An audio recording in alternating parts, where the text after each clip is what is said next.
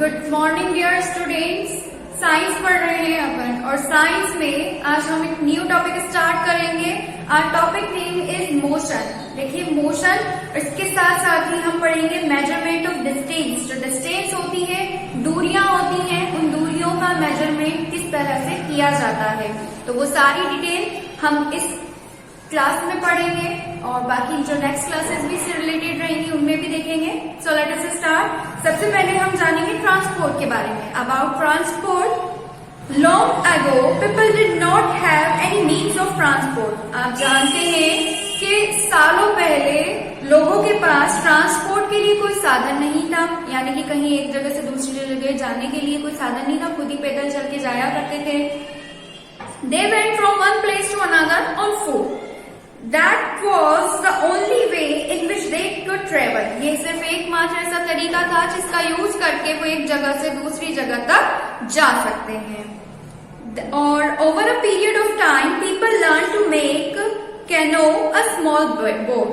और फिर थोड़ा थोड़ा धीरे धीरे टाइम बढ़ा। जब टाइम बढ़ा, वक्त बढ़ा, तो लोगों ने सोचा, लोगों ने एक नई चीज इजाद की, नई चीज का इन्वेंशन हुआ जिसे कैनो कहते हैं। कैनो जो है स्मॉल बोट होती है, छोटी सी नाव, ठीक है। The invention of wheel brought about a great change in the mode of transport. और ट्रांसपोर्ट के मोड, जो ट्रांसपोर्ट था, उसमें एक बड़ा चेंज आया व्हील के इन्वेंशन से। जब पहिए का आविष्कार हुआ, जब व्हील का इन्वेंशन हुआ, तो फिर धीरे धीरे अलग अलग तरह के ट्रांसपोर्ट जो थे वो डेवलप होना स्टार्ट हो गए। Horse, bullocks and camels were used to pull carts that move on wheels. और फिर धीरे धीरे कि भाई पहिए गोल गोल घूम रहा है, इट मीन्स पीछे उस पे इस तरह का सेटिंग कर दिया कि उस पे हम बैठ सकते हैं, सामान रख सकते हैं, और आगे उसको खींचने के लिए कैमल का, हॉर्स का, बुलक्स का यूज किया जाने लगा कि अब ये इसको घसीटेंगे और इस तरह से पहिया जो है वो रोल करेगा और उसके ऊपर की चीज को भी क्या करवाएगा, इजीली मूव कर पाएगा। इस तरह से as time pass by large ships which sails were built. और धीरे धीरे टाइम गुजरता गया। आप जानते हैं कि हर चीज में, इन्वेंशन में कुछ नया निकल के आता है, इम्प्रूवमेंट होकर के आता है। जो धीरे धीरे फिर जब बोट बनी, बोट से शिप का इन्वेंशन होने लगा। Till the early 90th century they were the main mode of transport। और धीरे धीरे 90th century जब आई, 19वीं शताब्दी तक क्या हुआ कि शिप्स जो थे, जहाज जो थे, वो धीरे धीरे ट्रांसपोर्ट का एक काफी अच्छा बेहतरीन मोड कहलाने लगे। The 90th century saw great advances in transportation. Good roads were built and buses began operating। और फिर इसी शताब्दी में धीरे धीरे बसेस का इन्वेंशन हुआ। ट्रांसपोर्ट के एक और नया मीन जो है वो सामने आया। रोड्स बनने लगे, सड़कें बनने लगी, सड़कों का डेवलपमेंट होने लगा। एंड आफ्टर दैट, जब सड़कें बनी तो फिर उसके बाद में क्या हुआ, धीरे धीरे जो है in 1850 railway lines were laid in England. और इंग्लैंड में रेलवे लाइन्स बनी, यानी कि रेल की पटरियां बिछी और धीरे धीरे जो है रेलवे वगैरह, रेल जो है वो चलने लगी। इन 1890 car were on the roads and by 1920 aeroplanes were carrying passenger. Nowadays air travel and super fast electric trains are popular modes of transport। और आप जानते हैं कि धीरे धीरे जब टाइम पीरियड बढ़ता गया, इन्वेंशन बढ़ते गए और साथ ही साथ ट्रांसपोर्ट के मोड्स भी बढ़ते गए। इसी तरह क्या हुआ, एरोप्लेन उड़ने के लिए फटाफट से तेजी से फ्लाइट, एयरवेज निकल गए, ठीक है, रोडवेज निकल गए, इसके साथ ही साथ ट्रेन के लिए अलग से रेलवेज निकल गए। तो इस तरह से ट्रांसपोर्ट जो था, ट्रांसपोर्ट का मीन क्या हुआ, बढ़ता चला गया, उसमें इंप्रूवमेंट आते चले गए। After that distance and length.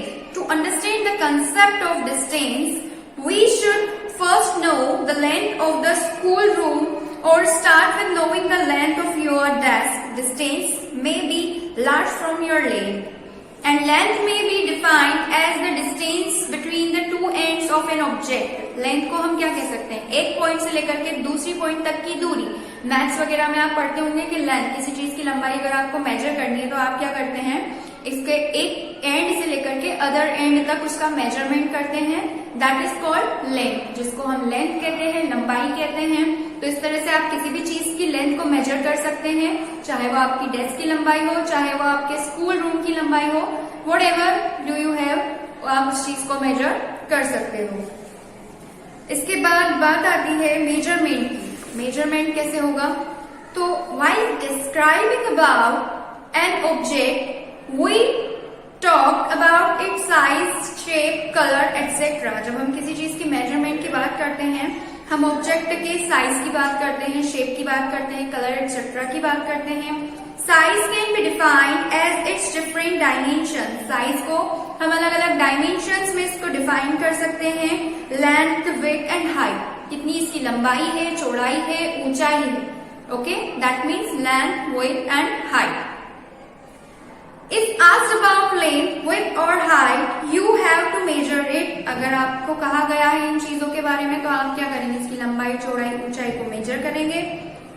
Strictly speaking, width or height is also length in a different dimension. और अगर हम कहें तो वैसे तो लेंथ ही होती है, विड्थ और हाइट जो होती है वो भी, लेकिन क्या कहते हैं हम लंबाई को ऊंचाई, चौड़ाई कह देते हैं, उसका एक अलग नाम दे दिया, बस डायमेंशन चेंज हो जाता है। यानी कि लंबाई तो ये लंबाई, ठीक है, कि इतनी लंबाई है, ठीक है, साथ ही साथ ये ऊंचाई है, ये चौड़ाई है, बाकी नाम अलग अलग दे दिए, बाकी एक्चुअली देखा जाए तो वो चीज जो है वो सिमिलर ही होती है।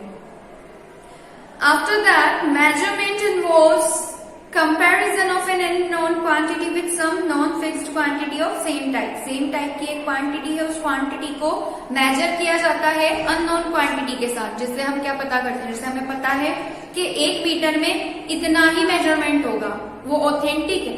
जितना यहाँ आप मेजर करेंगे उतना किसी और चीज को मेजर कर लीजिए, कहीं भी कुछ भी मेजर कर लीजिए, वो मेजरमेंट, वो नाप आपका सही आएगा, गलत नहीं जाएगा, ठीक है। The known fix quantity is called unit of measurement. और वो क्वांटिटी जो फिक्स्ड मानी जाती है कि हाँ ये बिल्कुल स्टैंडर्ड है, इसको मानकर ही हम किसी चीज का मेजरमेंट करेंगे, दैट मीन्स वो क्या होती है? Unit of measurement. मेजरमेंट की यूनिट होती है। Measurement consist of 2 parts. Measurements में 2 पार्ट्स होते हैं। What is 2 parts? The first part is number, while the second part is name of the unit of measurement. For example, if the length of the room is 5 metre, अगर एक room है, कमरा है, उसकी length 5 metre है, then 5 is the number, तो 5 क्या है? नंबर है।